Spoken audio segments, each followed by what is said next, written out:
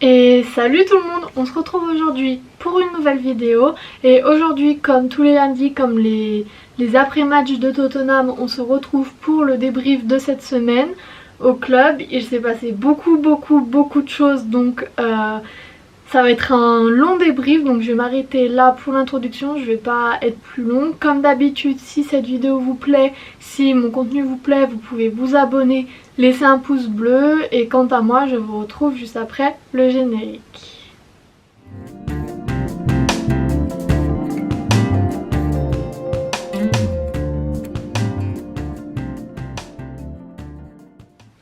Le sommaire de cette vidéo va être chronologique de la semaine. Dans un premier temps, je vais revenir sur le licenciement de Nuno Espirito Santo et l'arrivée d'Antonio Conte. Ensuite, je reviendrai sur le match de Conference League face à Vitesse. Et enfin, je reviendrai sur le dernier match, sur le match face à Everton en Première League. Et donc tout de suite, on va commencer avec le changement de coach. Mon avis là-dessus, c'est que oui, le licenciement de Nuno Espirito Santo, il était obligatoire, je pense, parce que les résultats n'allaient pas, la manière dont on jouait n'allait pas, il n'y avait pas grand-chose qui allait avec lui. On a eu de belles victoires, les 3 premiers matchs de la saison, c'était des belles victoires, même si en soi, dans le jeu, il n'y avait pas grand-chose. Mais je pense que c'était pas le bon coach pour le club dès le début. Je pense, et j'en suis même presque sûre, que c'était un choix de dernier moment parce qu'on n'avait personne d'autre. Mais ça ne marchait pas, c'était pas compatible. Nuno Espirito Santo n'était pas compatible avec Tottenham. Je pense qu'on avait besoin d'un meilleur coach. Vu les ambitions qu'on a, on devait avoir un meilleur coach et c'était pas lui. Une chose que je comprendrai jamais, c'est pourquoi il n'a pas essayé de jouer avec 3 défenseurs derrière et 2 pistons sur les côtés comme il le faisait à Everton. On avait l'effectif pour ça, c'est le plus gros point d'interrogation que j'aurais là-dessus.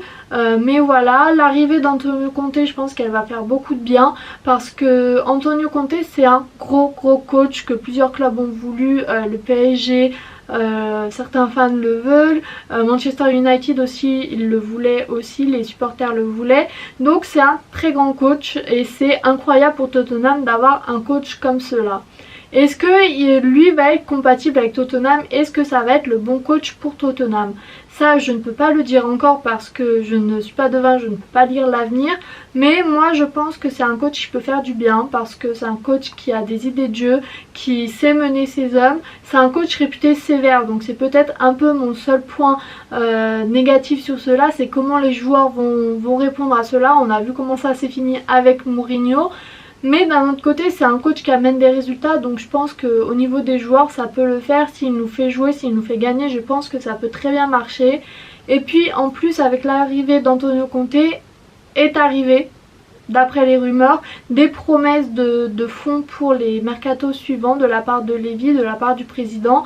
Donc ça, je pense aussi que ça peut beaucoup jouer. On a changé le directeur sportif, on a changé le coach.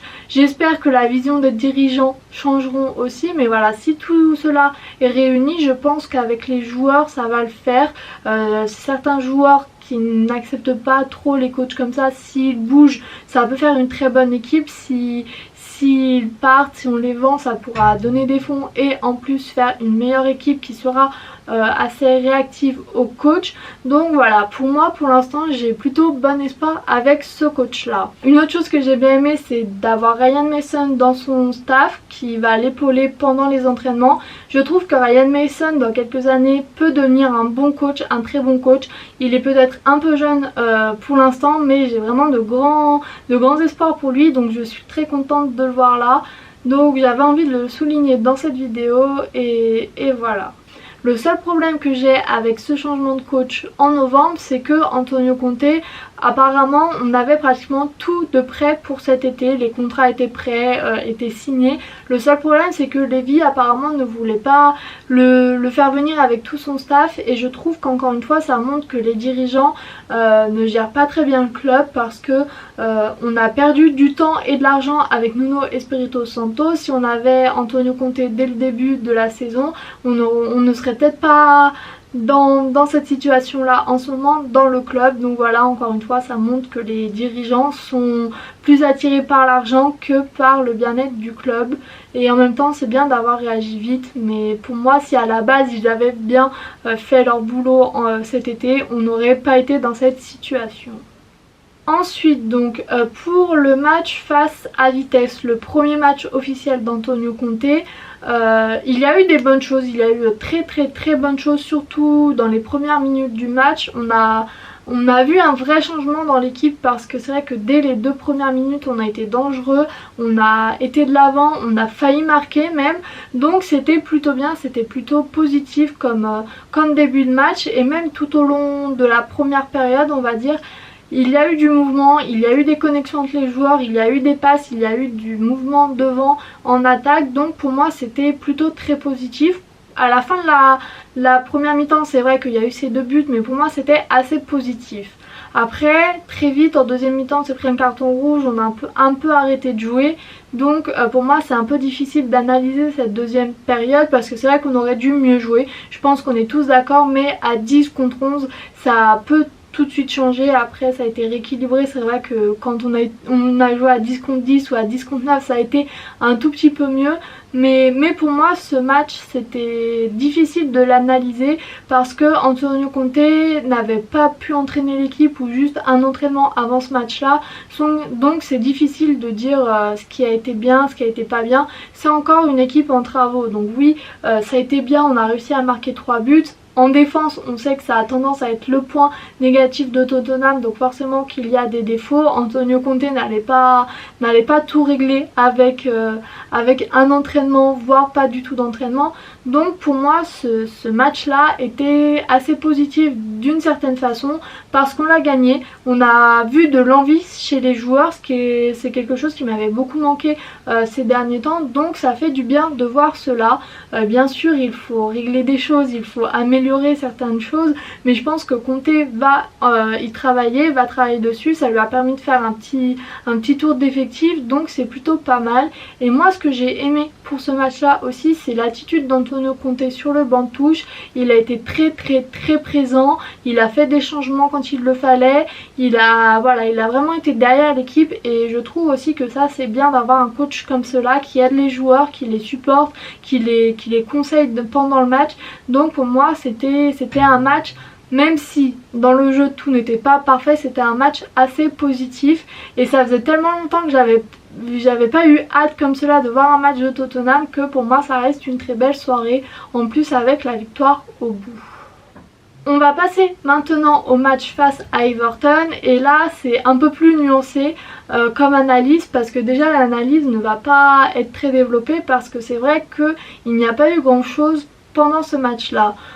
Je trouve qu'il y a un peu d'amélioration, c'est-à-dire que dans les connexions, dans les passes, ça allait un peu mieux, on était un peu plus présent devant la cage adverse, on était un peu plus présent peut-être en attaque. Le seul problème, c'est que ce jour-là, les attaquants avaient décidé de faire grève, avaient décidé de ne pas jouer, parce que c'est vrai que ce soit Lucas, Son ou Harry Kane, ils n'étaient pas très présents, il y a eu beaucoup de déchets. Donc encore une fois, c'est des choses qui vont se travailler à l'entraînement avec Antonio Conte. Il n'a pas eu une semaine d'entraînement, donc c'est encore difficile pour moi de le juger.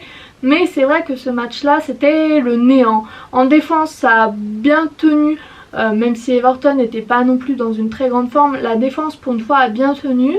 Donc c'est de ce côté là, défensivement c'est positif. On a vu des beaux mouvements aussi du côté de Reguilón et d'Emerson Royal. Reguilón aussi a eu beaucoup de déchets, mais pareil c'est un nouveau système, il faut que les joueurs s'habituent à jouer comme cela, parce que même s'ils avaient l'habitude de jouer comme cela dans leurs anciens clubs, ils n'avaient pas forcément l'habitude avec ces joueurs là. Donc il faut du temps. Pour moi je pense que ça va demander un peu de temps. La trêve va permettre à Antonio Conte de travailler là-dessus, va permettre de travailler avec les joueurs qui ne vont pas en sélection, donc ça peut être très positif même si on n'aura pas la base des joueurs. Mais pour moi il faut du temps. Pour ce match face à Everton, je trouve que c'est pas forcément la faute du coach le résultat, parce qu'on a été présent devant le but. Je pense qu'on aurait pu marquer 1 ou 2 buts si les attaquants, si Harry Kane, si Son avaient été plus précis dans leurs gestes. Même Reguilón s'est raté 1 ou 2 fois.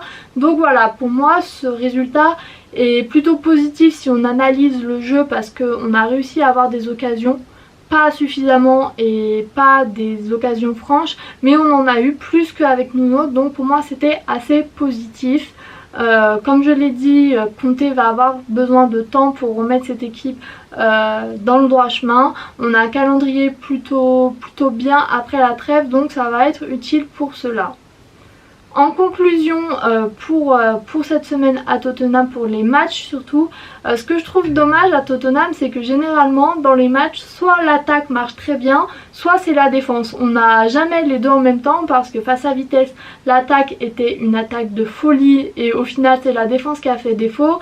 Et face à Everton, c'est l'inverse. La défense a plutôt très bien marché et c'est du côté de l'attaque que ça manque d'efficacité. Alors je pense que ça va être le plus gros travail de Conte, c'est de faire fonctionner les deux en même temps dans le même match, parce que je pense qu'on a des gros points positifs des deux côtés et il nous faudra travailler peut-être au milieu pour que ça crée plus de liens et pour qu'on puisse gagner des matchs, pour qu'on puisse enchaîner de belles prestations.